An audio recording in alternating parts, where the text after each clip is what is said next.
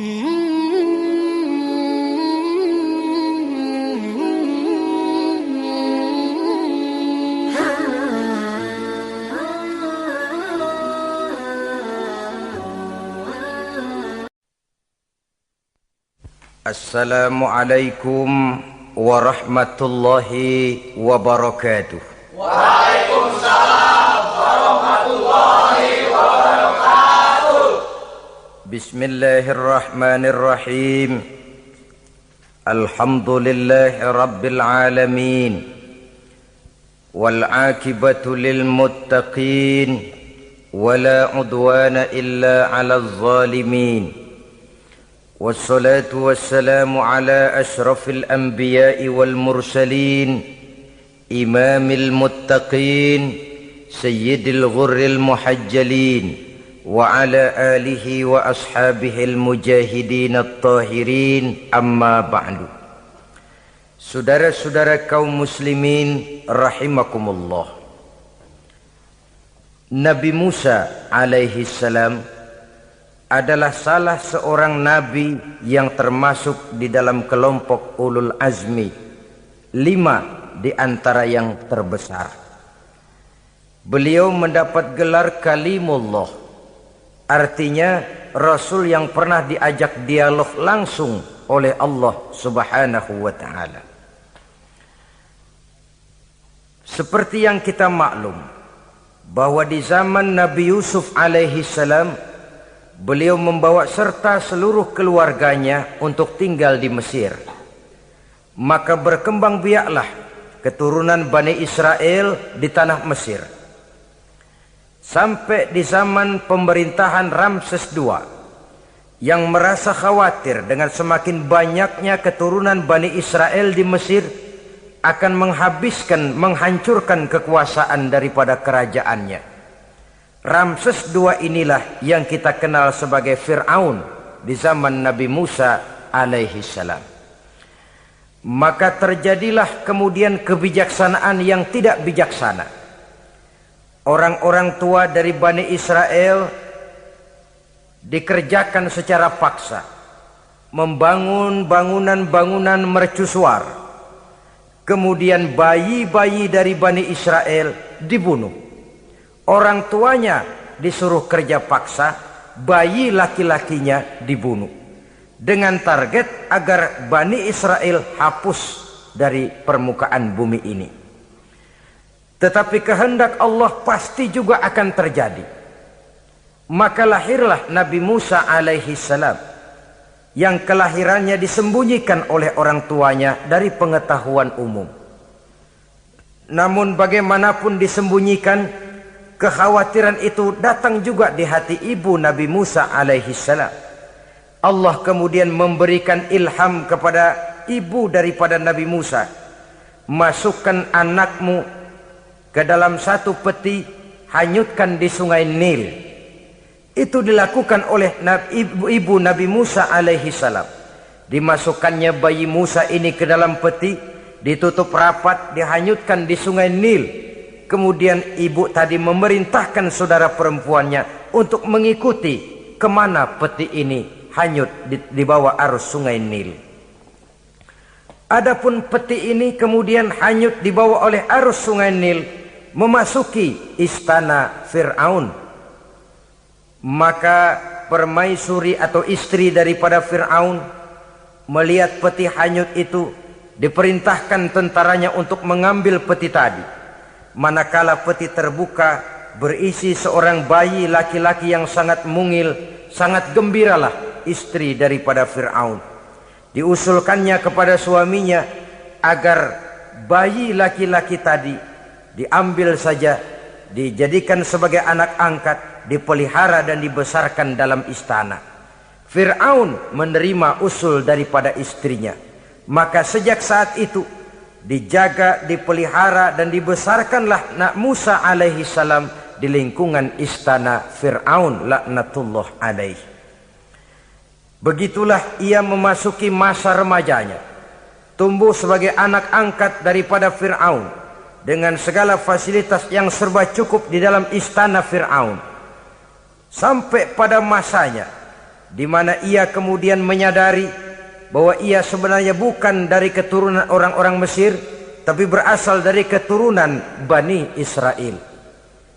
Sehingga satu hari ketika ia keluar dari istana, ia bertemu dengan orang yang sedang bertengkar.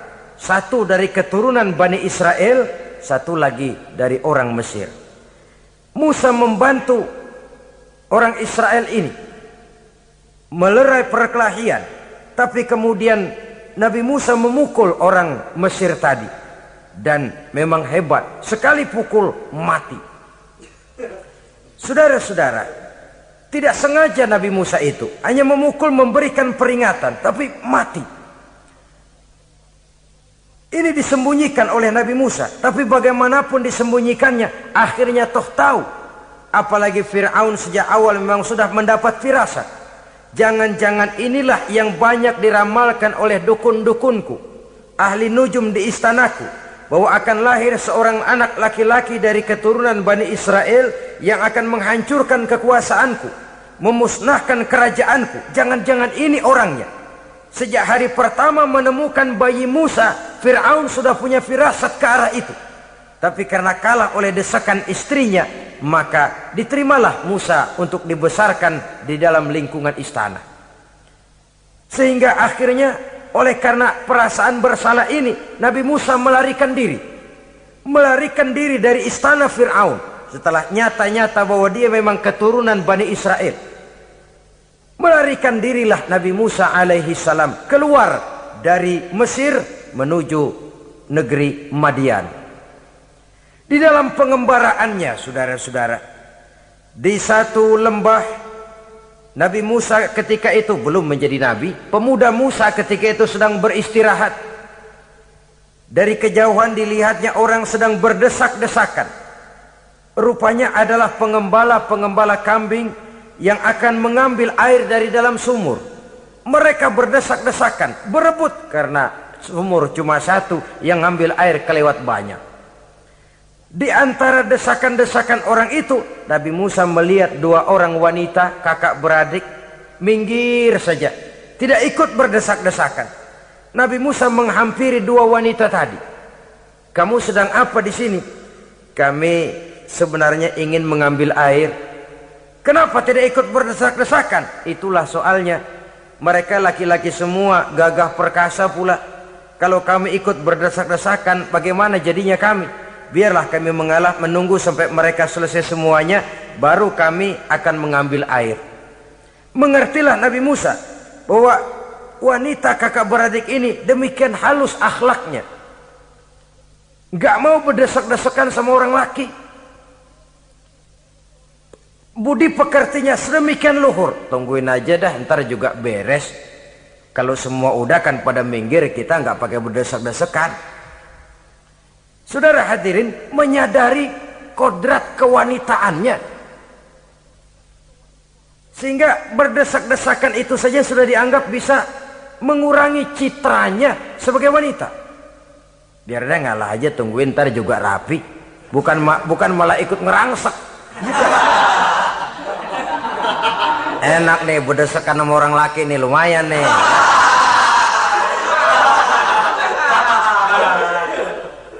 Sepintas itu saja sudah cukup bagi Nabi Musa, pemuda Musa, untuk menilai akhlak daripada wanita itu tadi. Oh, kalau kamu nunggu begini aja lama, kata Nabi Musa. Sudah, sini saya tolongin. Diambil embernya, Nabi Musa ikut berdesakan. Karena Nabi Musa memang kuat badannya, gak lama sudah dapat air. Sodorkan ke sana. Si wanita segera tahu bahwa pemuda ini begitu baik budi pekertinya, mau menolong orang yang dalam kesusahan. Akhirnya, bagaimana kalau kamu ikut saja ke rumah saya? Bapak saya sudah tua, senang hatinya kalau kamu ikut ke rumah, kenalan sama bapak saya. Ayolah, ayolah, berangkatlah. Dalam perjalanan, si wanita ini berjalan duluan, Nabi Musa di belakang. Kemudian Nabi Musa bilang, sebentar, saya duluan, kamu belakangan. Kenapa rupanya? Angin nakal bertiup menghembus pakaian si wanita, sehingga memberikan gambaran yang agak jelas tentang warna bentuk postur badan si wanita itu tadi. Sekarang Musa yang menunjukkan budi pekerti yang luhur. Gak mentang-mentang ditiup angin. Nah, mumpung nih.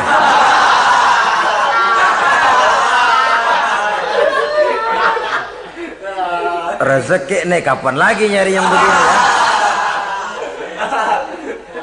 Jadi dua-duanya sudah menunjukkan satu akhlak yang sangat luhur. Dan manakala sampai di rumah si wanita kakak beradik tadi, diceritakanlah halnya bahwa dia ditolong oleh seorang pemuda. Inilah orangnya. Sangat bersukacitalah hati orang tua kedua wanita itu tadi. Lalu usul si wanita tadi, Pak, kita kan di sini banyak punya kambing, nggak ada yang bantuin gembala. Bapak sudah tua. Kalau ini orang kita minta tinggal di sini saja, gimana Pak? Ya terserah kamulah.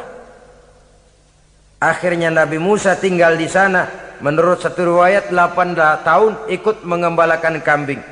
Dan orang tua tadi tidak lain adalah Nabi Syuaib alaihi salam, yang pada akhirnya kemudian Nabi Musa dikawinkan dengan wanita itu tadi. Setelah berumah tangga, Nabi Musa ingat kembali bahwa ia sesungguhnya keluar dari Mesir karena menghindarkan diri. Bahwa kaumnya Bani Israel hidup di Mesir itu tertindas di bawah rezim kekuasaan Fir'aun yang zalim. Dikerjakan secara paksa, wanita dipermalukan, bayi-bayi laki-laki dibunuh.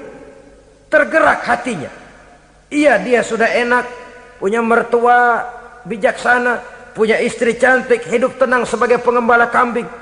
Tapi nurani kebangsaannya berontak. Saya tidak boleh bersenang-senang sementara bangsa saya ditindas. Saya tidak boleh menari di atas bangkai saudara saya.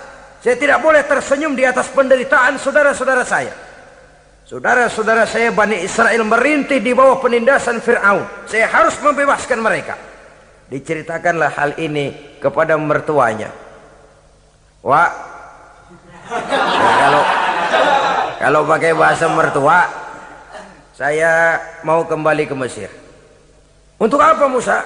Untuk menyelamatkan saudara-saudara saya Bani Israel yang masih dalam cengkraman kezaliman rezim Fir'aun. Saya harus membebaskan mereka. Ya kalau memang itu tekadmu nak, berangkatlah. Bapak mengiringimu dengan doa. Berangkatlah Nabi Musa bersama istrinya. Sampai ketika beliau sedang istirahat di satu lembah, dari kejauhan beliau melihat ada api menyala. Beliau berkata kepada istrinya, kau tunggu di sini. Tidak lama saya akan kembali. Saya akan menghampiri api itu. Berangkat Nabi Musa ke arah api menyala tadi. Makin didekati makin terang sinarnya. Sampai kemudian terdengar suara, ya Musa, inni ana rabbuka fakhla' na'laik. Innaka bil wadil muqaddasi tuwa wa ana akhtartuka fastami' lima yuha. Wahai Musa, akulah Tuhanmu, bukalah terompahmu. Sesungguhnya engkau berada di satu lembah yang disucikan bernama lembah tua. Aku telah memilihmu Musa, dan sekarang dengarlah apa yang diwahyukan kepadamu. Pada saat itulah turun wahyu pertama, dan resmilah sudah Nabi Musa diangkat menjadi Rasul oleh Allah Subhanahu wa ta'ala di satu lembah di Bukit Tursina. Apa wahyu yang pertama turun? Bunyinya, innani anallah la ilaha illa ana fa'budni. Sesungguhnya aku inilah adalah benar-benar Tuhanmu, tidak ada Allah selain daripada aku, maka hendaklah engkau hanya beribadah menyembah kepadaku. Ini umum saudara. Semua Rasul yang diutus Allah, inilah ajaran prinsipnya. Anallah la ilaha illa ana. Akulah Allah Tuhanmu, tidak ada Tuhan lain selain Allah. Semua Rasul membawa ajaran ini. Oleh sebab itu, bukan hanya sekadar percaya kepada Tuhan saja yang penting. Sudahlah, pokoknya kan percaya kepada Tuhan. Iya, Tuhan yang mana?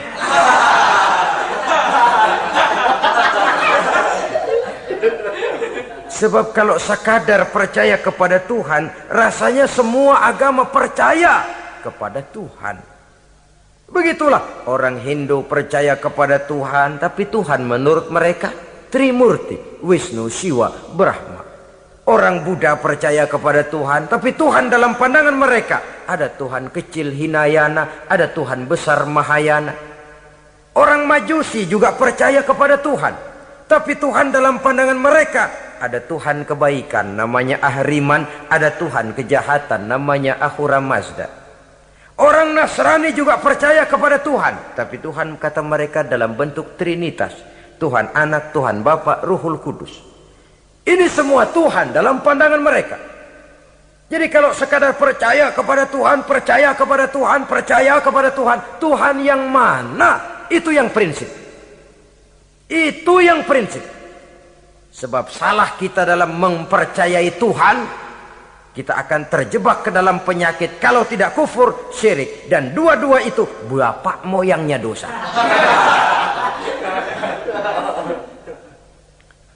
Sebab itu Islam menyelamatkan kita masyarakat manusia. Ya ayyuhan nasu ubudu rabbakumul ladzi khalaqakum. Hai manusia, Tuhanmu yang perlu kamu sembah itu hanyalah Tuhan yang telah menciptakan kamu, dan itu tidak lain adalah Allah yang lam yalid walam yulad walam yakul lahu kufuwan ahad, yang laisa kamislihi syai'un. Ia tidak beranak, ia tidak diperanakkan, dan ia tidak bisa diserupakan dengan apapun. Dialah Allah itu. Begitu wahyu yang diberikan kepada Adam, kepada Nuh, kepada Ibrahim, kepada Yusuf, bahkan kepada Musa alaihi salam. Innani anallah la ilaha illa ana fa'budni. Akulah Allah Tuhanmu, tidak ada Tuhan lain selain daripada aku Allah, maka kepadakulah kamu hanya menyembah. Ini wahyu yang pertama turun, sudah berisi tauhid. Jadi hakikatnya agama Yahudi, saudara, adalah agama tauhid, agama monoteis, agama yang mengajarkan hanya ada satu Tuhan untuk seluruh alam, dan Tuhan itu adalah Allah subhanahu wa ta'ala. Sebab itu syahadat orang Yahudi bunyinya begini: Shema Yisrael Yahweh Elohenu Yahweh Echad. Ini syahadatnya orang Yahudi. Itu perbedaan bahasa Suryani Ibrani dengan bahasa Arab. Kita Isma itu bahasa Arab, dia Shema. Isma, Shema. Shema Yisrael Yahweh Elohenu Yahweh Echad. Ahad Echad.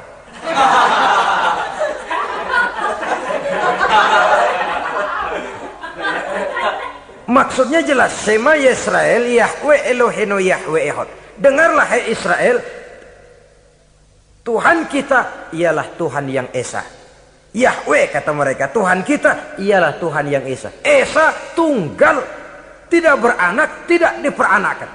Kalau masih beranak, masih diperanakkan, jangan Esa disebut, sebab dia masih berbilang, dan maha suci Allah daripada sifat berbilang. Jadi asas dari seluruh misi yang dibawa oleh Rasul yang 25 itu sama, tauhid inti ajarannya. Setelah tauhid, wa aqimis sholata li dzikri, dan dirikanlah solat untuk mengingat aku. Jadi solat pun diwajibkan kepada Nabi Musa. Cuma teknisnya yang berbeda. Bagaimana solat di zaman Nabi Musa, bagaimana solat di zaman Nabi Sulaiman, bagaimana solat di zaman Nabi Muhammad. Prinsipnya sama, solat. Teknisnya yang berbeda. Di zaman Nabi Sulaiman, konon solat itu tidak pakai ruku, tidak pakai sujud, diri saja. Makanya Nabi Sulaiman itu menurut riwayat meninggalnya dalam posisi berdiri. Artinya apa? Dalam keadaan solat beliau itu. Bukan diri ngejedek kayak kita nungguin bus, bukan.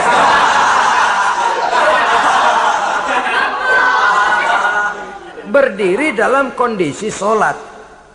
Tapi yang jelas solat itu setiap Nabi, hanya teknisnya saja yang berbeda. Jadi ini sudah akidah dan syariat. Akulah Allah Tuhanmu, tidak ada Tuhan lain selain aku. Ini kan akidah. Yang kedua, wa aqimis sholata li dzikri, syariat. Dirikan solat untuk mengingat aku. Inna sa'ata atiyatun, sesungguhnya kiamat itu pasti akan datang. Ini juga sudah urusan beriman, percaya kepada yang gaib. Saudara-saudara kaum muslimin rahimakumullah. Setelah mendapat wahyu ini, turunlah perintah Allah kepada Nabi Musa. Apa kata Allah? Izhab ila fir'auna innahu tagha. Sekarang Musa, berangkatlah kamu menuju Fir'aun. Ia telah melampaui batas. Berangkatlah kamu ke sana Musa, hadapi Fir'aun, sampaikan dakwah ini. Ia telah melampaui batas. Innahu tagha. Ia telah berlebih-lebihan. Nah, saudara-saudara, jadi dua fungsi sudah. Kalau pada mulanya Nabi Musa berniat kembali ke Mesir hanya untuk membebaskan kaumnya Bani Israel, sekarang malah bertambah. Tidak hanya sekedar itu, malah lebih utama adalah menyampaikan risalah, menyampaikan misi kerasulannya, menyadarkan Fir'aun, menegakkan tauhid, mengembangkan syariat. Bertambahlah tugas Nabi Musa sebagai pejuang bangsa, juga sebagai mujahid, pejuang agama. Pada mulanya sebagai pejuang bangsa toh. Artinya Nabi Musa ini kembali kepada Fir'aun di Mesir, tujuannya tadi kan cuma untuk membebaskan Bani Israel kaumnya. Ini pejuang bangsa. Tapi di tengah jalan ia mendapat wahyu. Berangkat kau kepada Fir'aun, innahu tagha, ia telah melampaui batas. Sadarkan dirinya. Canangkan tauhid, sampaikan syariat. Bertambahlah tugasnya. Lebih daripada sekedar pejuang bangsa, ia juga pejuang agama, pejuang tauhid. Dwi fungsi. Kadang-kadang ada pejuang agama tapi tidak pejuang bangsa. Kadang-kadang ada pejuang bangsa tapi tidak pejuang agama. Nah, saudara-saudara kaum muslimin rahimakumullah, idealnya ya kedua-duanya. Ya pejuang agama, ya pejuang bangsa juga. Mendapat tugas seperti ini, apa permohonan Nabi Musa alaihi salam? Beliau berkata, qala rabbi shrah li sadri wa yassir li amri wahlul 'uqdatam min lisani yafqahu qawli waj'al li waziran min ahli Haruna akhi usdud biha uzri. Ini permohonan Nabi Musa. Ketika dilantik menjadi Rasul, diberikan tugas, berangkat kau ke Mesir, sampaikan risalah ini kepada Fir'aun, karena ia telah melampaui batas. Apa permohonan Nabi Musa? Rabbi syrah li sadri, ya Allah, lapangkan hati saya. Wa yassir li amri, mudahkan urusan saya. Wahlul 'uqdatam min lisani, buka kebekuan lidah saya. Yafqahu qawli, sehingga mereka mengerti apa yang akan saya bicarakan. Ini kondisi dasar. Memulai satu perjuangan dengan persiapan dasar. Apa permohonan pertama? Ishrah li sadri, lapangkan jiwa saya. Menghadapi musuh dengan jiwa yang lapang itu penting. So, kalau kita menghadapi musuh dengan jiwa yang sempit, kita sudah kalah sebelum perang. Menghadapi musuh dengan jiwa yang lapang, artinya masih berharap kalau dia mau mengikuti ajaran ini. Jadi pada tahap pertama itu datang bukan sebagai orang yang mau membasmi, tapi sebagai orang yang mau menyelamatkan. Ini perlu jiwa yang lapang. Sebab dakwah Nabi Musa itu kan pertama menyadarkan Fir'aun dulu. Nanti akan kita lihat setelah disadarkan dengan kata-kata, tidak kena juga dengan bukti berupa mukjizat. Masih bandel juga. Musa mohon supaya dikirim bencana. Masih nggak mempan juga, habis deh urusan. Jadi ada tahapan sesuai dengan kemungkinan Fir'aun bisa menerima. Sama juga bayi itu kan kalau baru lahir ke dunia, brol, kasih susu emaknya dulu. Gedean dikit, bubur. Gedean lagi, nasi ulek dah. Udah gede betul, nasi. Udah gede banget, jengkol jijelin.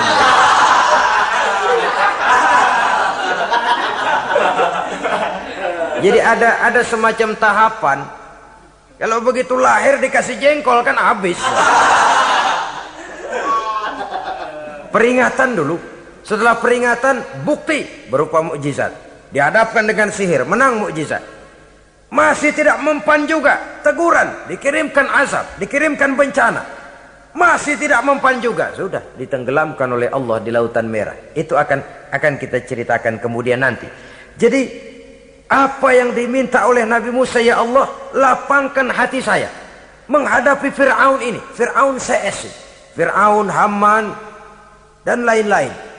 Dan jangan lupa Fir'aun itu cuma ya hakikat tapi juga simbol.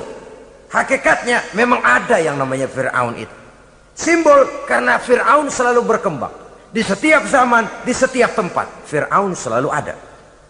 Cuma liciknya Fir'aun ini kemana dia pindah, ke situ dia ganti nama.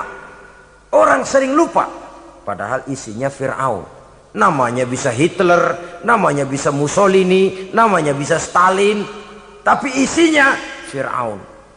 Kemana dia tinggal, di situ dia ganti nama. Simbol dari kekuasaan yang terlepas dari kontrol iman. Simbol dari kekuasaan yang menyebabkan orang lupa diri dan lupa daratan. Dan sebenarnya mah Fir'aun mulanya cuman raja tuh, raja doangan dia.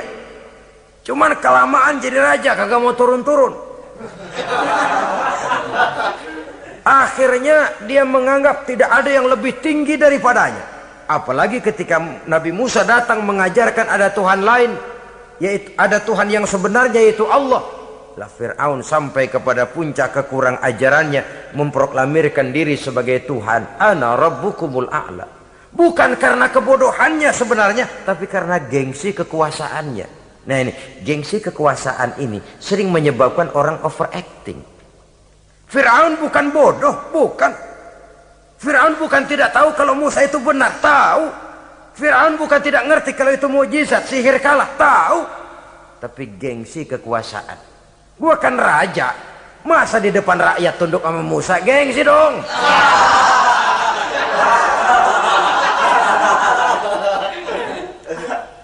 Cobalah lihat, gengsi kekuasaan sering membuat orang mau menginjak-injak kebenaran, mau membohongi hati nuraninya sendiri, mau membohongi kolbinya, hatinya.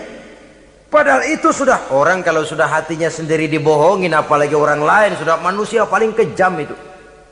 Cuma karena gengsi kekuasaan saja. Gengsi kekuasaan kadang menganggap remeh kecil Nabi Musa, kadang merasa besar di depan rakyatnya, tiba-tiba harus tunduk kepada dakwah Musa. Ntar dulu, ada apa sama Musa? Dia kanyut, gue yang ngangkat. Iya toh, peristiwa di Sungai Nil itu. Karena aku yang nyelamatin, aku yang besarkan dia di istanaku. Gengsi kekuasaan sering menyebabkan orang overacting. Bukan karena kebodohannya, dia tahu itu benar, tapi dia berat untuk mengikutinya. Kenapa? Gengsi kekuasaan.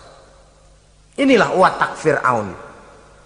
Oleh sebab itu Nabi Musa minta, ya Allah, lapangkan hati saya menghadapi orang kayak Fir'aun ini. Wa yassirli amri, dan mudahkan urusan saya.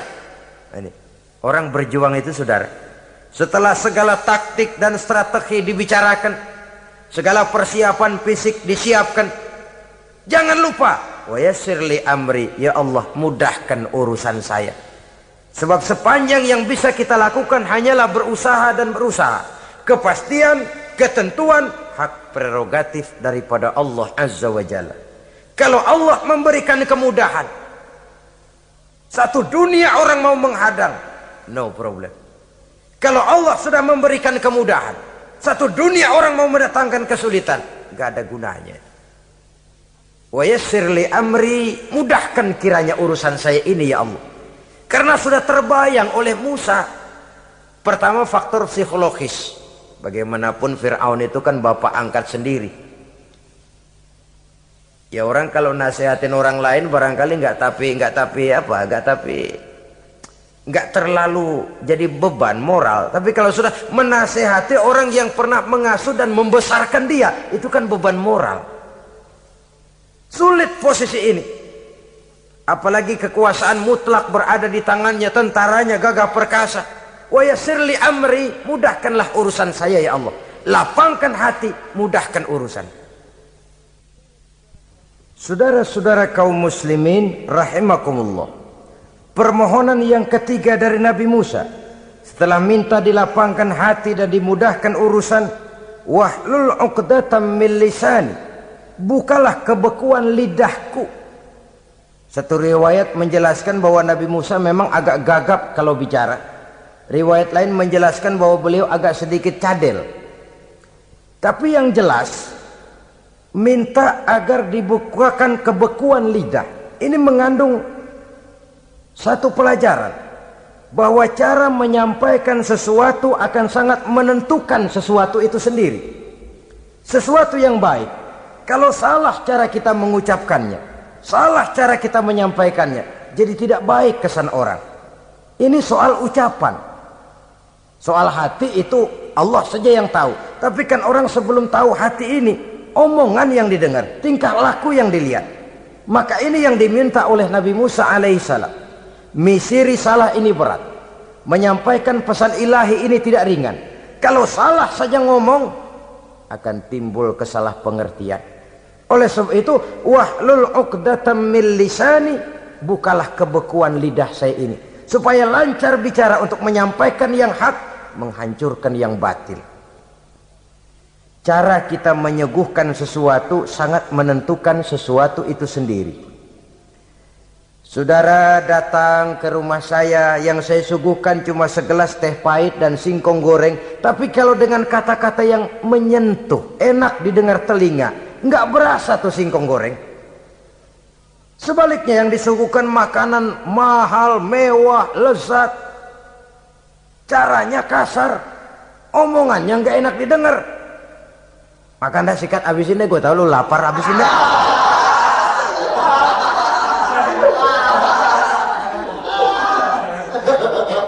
Rasanya biar lapar juga nahan juga gitu.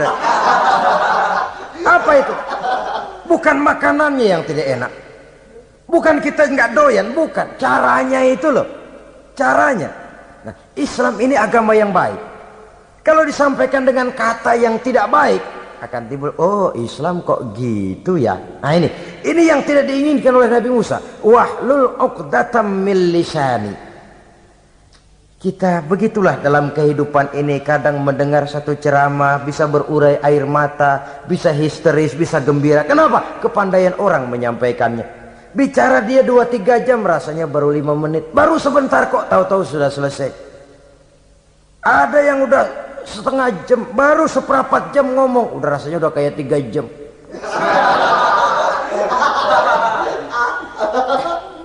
Kita udah berbisikkan, udah dah.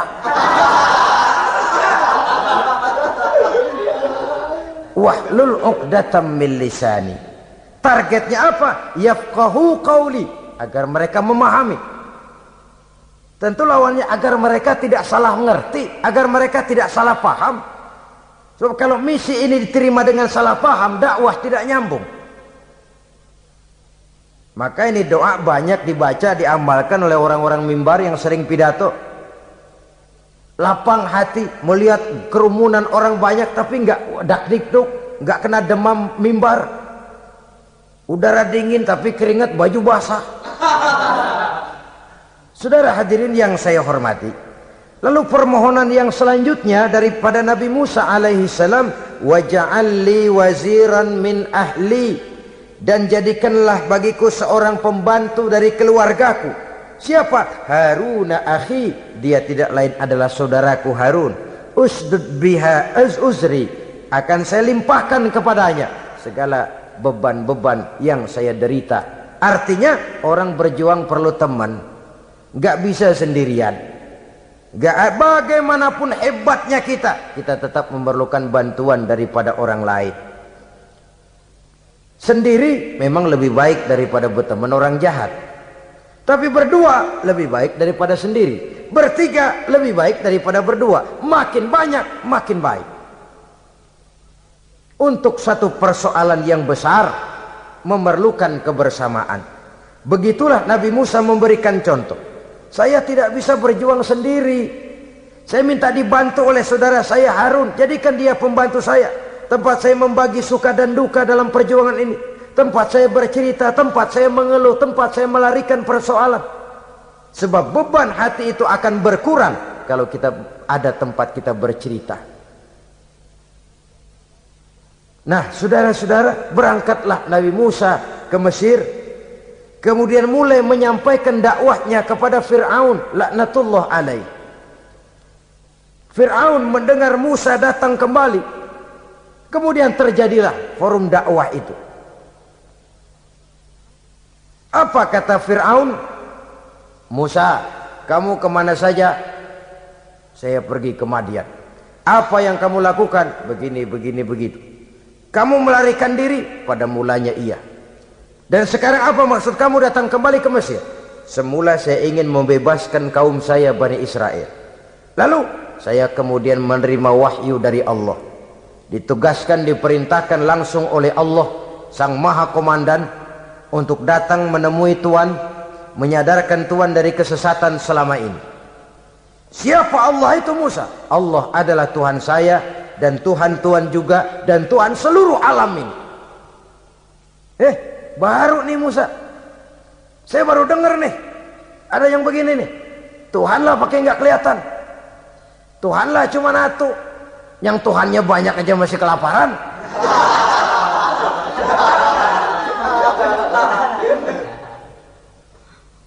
Di mana Tuhan? Tuhan saya bersemayam di aras, tempat yang sangat tinggi. Hei Haman, kata Fir'aun kepada Perdana Menterinya, bikin menara yang tinggi. Bikin rakyat kerja paksa lagi, bikin menara tinggi, naik Fir'aun ke atasnya, ngelepas panah dari atasnya. Menurut satu riwayat, panah itu ditangkap oleh malaikat, ditublaskan ke ikan, lalu dikembalikan lagi kepada Fir'aun dalam kondisi di mana panah itu berdarah. Dia tangkap lagi oleh Fir'aun, turun ke bawah, pidato di depan rakyatnya. Lihatin, Tuhan Musa udah saya panah nih. Mati. Saudara hadirin yang saya hormati, dengan segala macam dalih Fir'aun mencoba mengingkari dakwah Nabi Musa alaihi salam. Baiklah Musa, andai kata kamu benar, apa buktinya? Tuhan mau apa? Kamu sanggup menandingi tukang sihir saya? Insya Allah. Ayo kumpul tukang sihir, kumpul. Kumpulkan tukang sihir, dilepaskan tali-tali kecil, berubah jadi ular mengejar Musa. Musa oleh Allah difirmankan, lemparkan tongkatmu Musa. Musa melemparkan tongkatnya. Tongkat Musa kemudian berubah menjadi ular besar yang menerkam ular-ular kecil tadi. Habis itu ular kecil ciptaan tukang sihir Fir'aun. Begitu hebat mukjizat yang diberikan Nabi Musa, dan Fir'aun tahu itu mukjizat, tapi dia ingkar juga, tidak mau beriman. Sudah nyata bukti, sudah jelas saksi, dia tetap ingkar. Akhirnya Nabi Musa berdoa memohon kepada Allah, Rabbana innaka ataita fir'auna wa mala'ahu zinatan wa amwalan fil hayatid dunya. Wahai Allah, sungguh engkau telah memberikan kepada Fir'aun dan para pembesarnya zinatan, segala macam perhiasan, wa amwalan, dan segala macam harta benda, fil hayatid dunya, di dalam kehidupan dunia ini. Rabbana liyudillu an sabilik, semuanya hanya menyebabkan mereka jadi sesat dari jalanmu. Rabbana tmis ala amwalihim, ya Allah binasakanlah mereka di dalam hartanya. Wasdud ala qulubihim,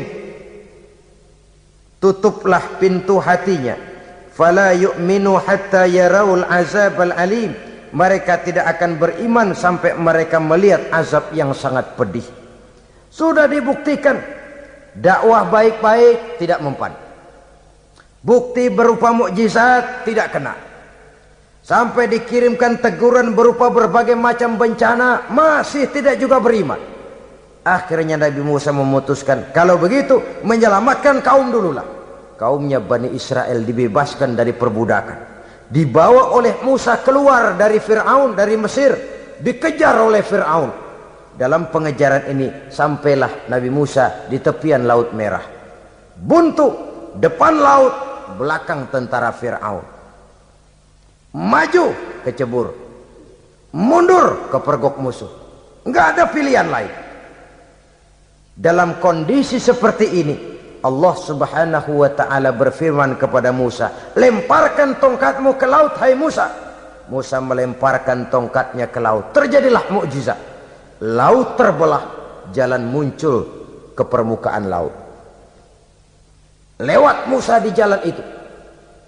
Fir'aun terus mengejar. Ketika Musa sampai di tepian sebelah sana, Fir'aun masih di tengah jalan. Laut menutup kembali, hilang itu jalanan. Fir'aun dan seluruh tentaranya tenggelam di Lautan Merah. Mati. Pada saat kondisi seperti itulah Fir'aun dalam keadaan menghadapi sakaratul maut, napas cengap-cengap, hampir putus di leher, berkata dia, amantu bi Rabbi Musa wa Harun. Kalau begini mah saya juga percaya dah sama Tuhan. Percaya dah sama Tuhannya Musa dan Tuhannya Harun. Kata malaikat maut, kemarin kemana mas?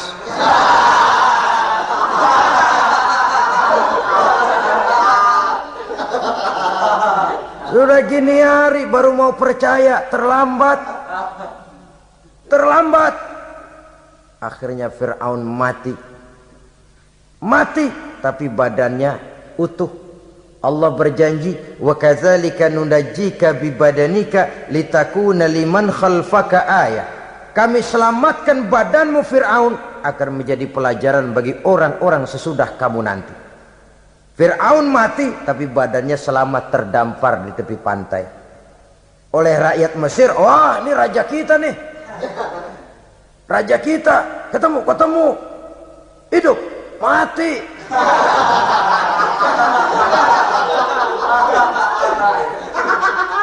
Kemudian sesuai dengan tradisi raja waktu itu, dimumilah badannya, diawetkan. Sehingga sampai sekarang jenazah atau jasad daripada Fir'aun ini masih tersimpan dengan baik di museum negara di Mesir itu. Saudara-saudara kaum muslimin rahimakumullah. Jadi satu hal yang bisa kita ambil pelajaran daripada riwayat perjalanan dakwah Nabi Musa ini, bahwa dakwah menyampaikan risalah memang bukan jalan lurus dan licin bertabur bunga di kanan kirinya. Dakwah menyampaikan pesan agama, jalannya berliku, berbelok, menanjak, menurun, banyak onak dan duri di sekelilingnya. Yang paling makan hati adalah apabila sudah berdakwah kepada penguasa yang zalim, seperti halnya Fir'aun ini. Bagaimanapun ia punya kekuasaan, ia punya tentara, ia bisa menghitamkan yang putih, ia bisa memutihkan yang hitam. Kalau bukan iman yang jadi landasan moral dalam perjuangan, orang mudah frustasi. Kalau berdakwah kepada rakyat kecil, resiko kurang. Kalau berdakwah kepada para pengusaha, resiko kurang. Kalau berdakwah kepada kelompok-kelompok yang tidak memegang kekuasaan, resiko kurang. Tapi kalau sudah kelompok memegang kekuasaan, yang tersinggung gengsi kekuasaannya, disitulah resikonya sedemikian besar. Ini yang dihadapi oleh Nabi Musa alaihi salam. Tapi yang dijalaninya dengan tabah, dengan tekun. Karena kebenaran memang bisa ditekan, tapi satu hal yang jelas, kebenaran sama sekali tidak akan bisa dikalahkan. Buat sementara dia bisa ditekan, tapi lambat atau cepat dia pasti akan muncul ke permukaan, dan kebenaran jugalah yang akan tampil sebagai pemenang. Sebenarnya kurang apa Fir'aun?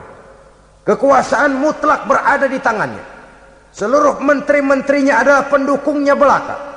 Rakyat dipaksa untuk takut dan taat kepadanya. Dia adalah kekuasaan tunggal di Mesir. Sementara kaum Bani Israel berada di bawah penjajahannya, penindasannya, kesewenang-wenangannya.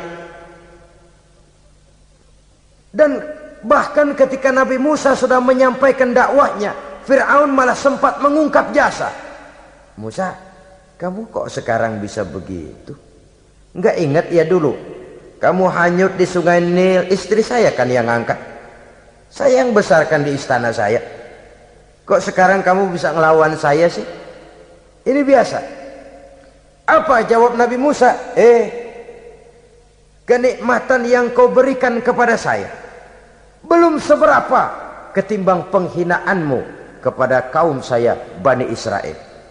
Jangan kau menyangka Fir'aun, kalau saya kau bikin senang, saya lalu akan mau mengkhianati bangsa saya sendiri. Tidak. Sama sekali kesenangan yang kau berikan kepada saya tidak akan menutup mata saya dari kondisi yang dihadapi oleh kaum saya, oleh umat saya. Mereka tersiksa, mereka menderita, mereka merana.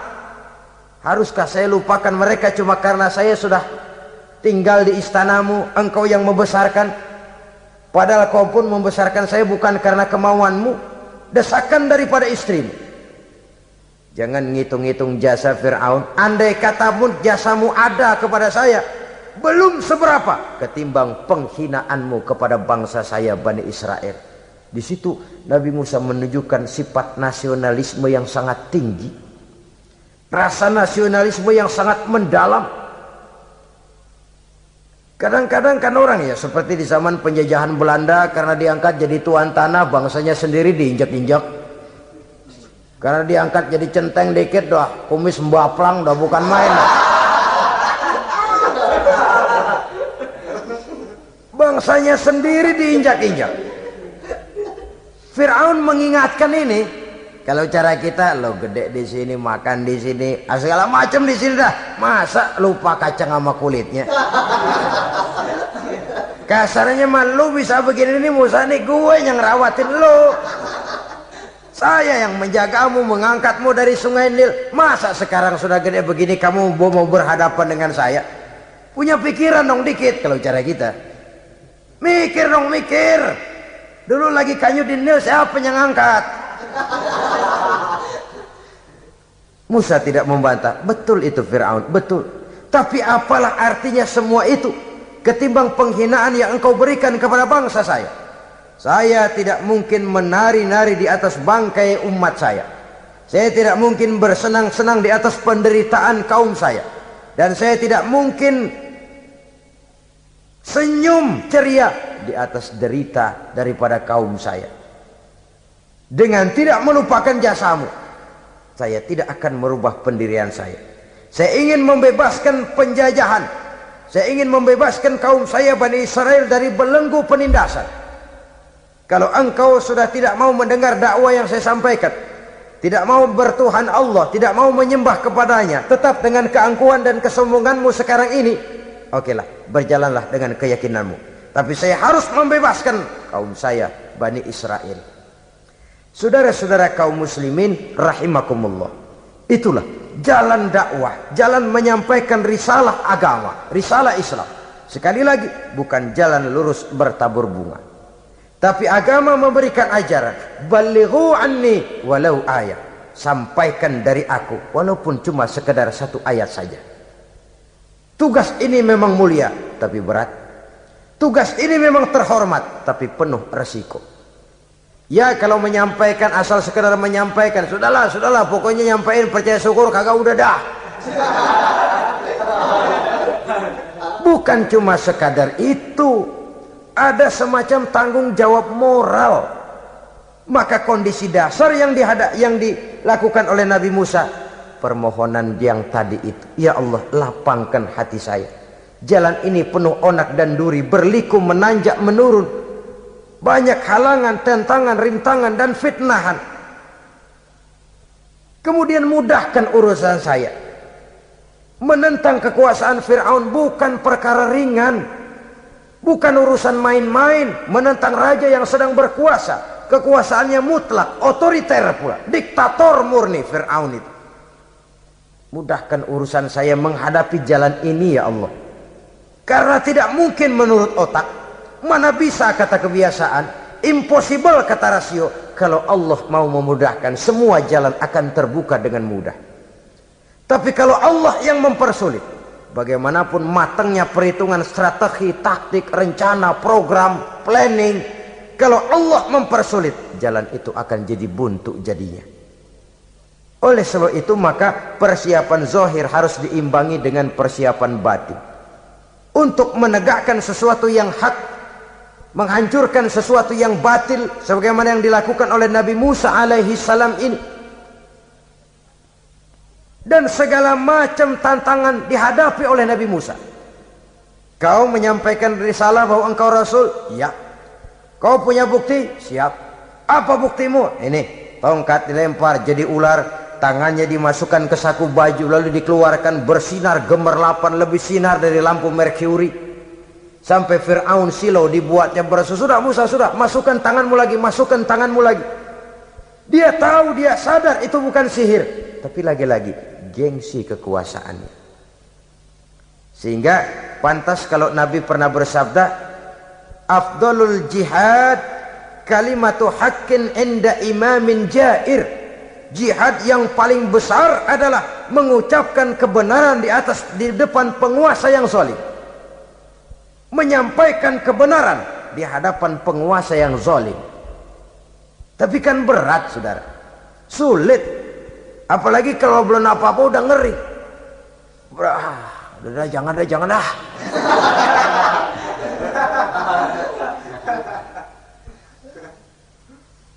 Itu sebabnya Ishrah li sadri, lapangkan hati saya. Saya tidak punya kepentingan apa-apa kecuali menyampaikan kebenaran. Kalau sudah ada kepentingan pribadi, itu yang sering jadi handicap. Itu yang sering jadi jurang pemisah antara kita dengan orang yang akan kita sampaikan kebenaran tadi. Saudara-saudara kaum muslimin rahimakumullah, maka terasa benar relevannya doa yang diajarkan oleh Rasul kepada kita. Allahumma arinal haqqa haqqa warzuqna ittiba'ah wa arinal batila batilan warzuqna ijtinabah. Ya Allah, tunjukkan kepada saya bahwa yang benar itu benar, berikan saya kekuatan untuk mengikutinya. Ya Allah, tunjukkan kepada saya bahwa yang salah itu salah, berikan saya kekuatan menghindarinya. Kenapa? Orang sering tahu bahwa itu benar, tapi tidak berdaya mengikutinya. Seperti Fir'aun tahu bahwa Musa itu benar. Abu Jahal, Abu Lahab juga tahu bahwa Nabi Muhammad itu benar. Abrahat juga tahu bahwa Nabi Ibrahim itu benar. Namrus juga tahu Ibrahim itu benar. Tapi mereka tidak berdaya mengikuti kebenaran karena gengsi kekuasaannya. Kadang kita tahu bahwa itu salah itu. Tapi karena dilakukan oleh orang yang punya kekuasaan, kita lalu tidak berdaya menghindarinya, malah terjebak ikut-ikutan salah. Lalu menghibur-hibur diri, sudahlah, tak ada gading yang tak retak. Bukankah dengan demikian kita sudah melegimitir kesalahan? Tahu bahwa itu benar dan mampu mengikutinya, itu nikmat. Tapi tahu itu benar namun tidak berdaya mengikutinya, itu mendatangkan siksaan batin. Tahu itu salah dan mampu menegur, itu nikmat. Tahu bahwa itu salah tapi larut ikut salah, nimbrung dalam kesalahan, itu mendatangkan tekanan batin. Jadi tahu kebenaran itu penting, tapi terketuk hati mengikuti kebenaran itu jauh lebih penting. Semua kita tahu Islam itu benar, tapi semua yang tahu Islam itu benar maukah mengikuti ajaran Islam? Tidak. Semua orang tahu kalau judi itu batil. Hatta penjudi yang paling kakap pun mesti tahu kalau itu batil, itu tidak baik. Tapi dia tidak berdaya untuk menghindarkannya, terjebak ke dalam penyakit itu tadi. Oleh sebab itu, saudara-saudara kaum muslimin yang saya cintai, tidak ada satu ucapan yang lebih baik. Dalam istilah Quran itu Allah menjelaskan, wa man ahsanu qawlan mimman da'a ila Allah wa amila salihan wa qala innani minal muslimin. Ucapan siapakah yang lebih baik dalam hidup ini selain daripada mimman da'a ila Allah, selain daripada ucapan orang-orang yang menyeru ke jalan Allah, orang-orang yang menyadarkan kepada agama, ini jalan Allah, mari ikuti. Itu jalan setan, mari tinggalkan. Wa amila salihan, tidak cukup sekedar berdakwah mengajak orang ke jalan Allah, dia juga beramal soleh. Dia bangun rumah sakit, dia bangun madrasah, dia bangun masjid, dia makmurkan majelis taklim, dia santuni yatim piatu. Wa qala innani minal muslimin, seraya berkata, saya termasuk orang yang berserah diri kepada Allah. Da'a ila Allah wa amila salihan wa qala innani minal muslimin. Menyerukan manusia ke jalan Allah, beramal soleh, dakwah bil hal kata orang sekarang. Kemudian mereka pada akhirnya berkata, kami adalah sekelompok orang-orang yang sudah berserah diri kepada Allah. Segalanya diserahkan kepada Allah. Lahirlah kedamaian rohani, ketegaran pribadi, ketentraman batin di dalam dia melaksanakan tugasnya. Kalau tidak, maka nanti ya tuh orang kan gua ajak baik-baik nyuruh sembahyang, ngapa gua dimusuhin? Dipikirin, kurus dah. Ampek gaya dah. Maka nanti soal orang mau beriman atau tidak itu bukan urusan kita. Tugas kita hanya sekedar penyampai. Tugas Rasul hanya sekedar penyampai. Kalau dakwah sudah disampaikan, metode sudah disusun, pendekatan sudah baik, tapi orang tidak mau beriman, Allahumma inni qad ballaghtu, ya Allah sudah saya sampaikan, ya Allah sudah saya peringatkan, ya Allah sudah saya sampaikan, ya Allah sudah saya tegur. Kalau toh tetap begitu juga, sudah saya sampaikan ya Allah. Di sana kelapangan lalu tumbuh. Jadi dengan kata lain, kita hanya berusaha, hidayah adalah di tangan Allah. Oleh sebab itu, kita ini termasuk yang bersyukur telah mendapat limpahan hidayah ini.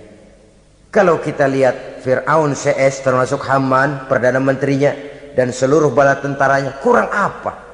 Mereka lihat mukjizat. Mereka saksikan kebesaran Allah. Di dunia juga mereka sudah dikirim bencana, teguran kepada mereka, entah tidak juga beriman.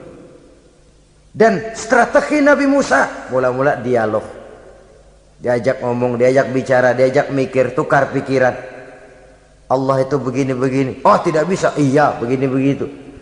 Masih tidak percaya juga, dibuktikan mukjizat, tongkat jadi ular, tangan bisa mengeluarkan sinar. Masih ingkar juga, keluar doanya nih, doa yang ada dalam surah Yunus ayat 88-89. Rabbana tmis ala amwalihim, ya Allah cukup dah. Seruan sudah disampaikan, peringatan sudah diberikan, mukjizat sudah mereka lihat, tapi nggak juga mau beriman. Buresin aja harta bendanya dah. Habisin dah. Dikasih perhiasan kehidupan dunia. Innaka ataita fir'auna wa mala'ahu zinatan wa amwalan. Dikasih harta, kesenangan dunia, bikin sesat. Habisin aja dah. Wasdud ala qulubihim, hatinya empat dah. Udah dipatri, udah nggak mempan apa-apa. Sudahlah ya Allah.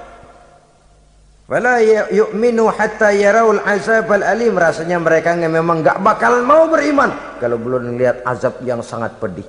Dan memang setelah timbul tenggelam, napas mau sekarat, baru beriman. Terlambatlah sudah. Nah, saudara-saudara kaum muslimin rahimakumullah, bagaimana akhir daripada perjalanan Nabi Musa ini, insya Allah akan kita bicarakan pada pertemuan berikutnya. Terima kasih atas perhatian saudara. Mohon maaf atas segala kekurangan. Wassalamualaikum warahmatullahi wabarakatuh. Waalaikumsalam.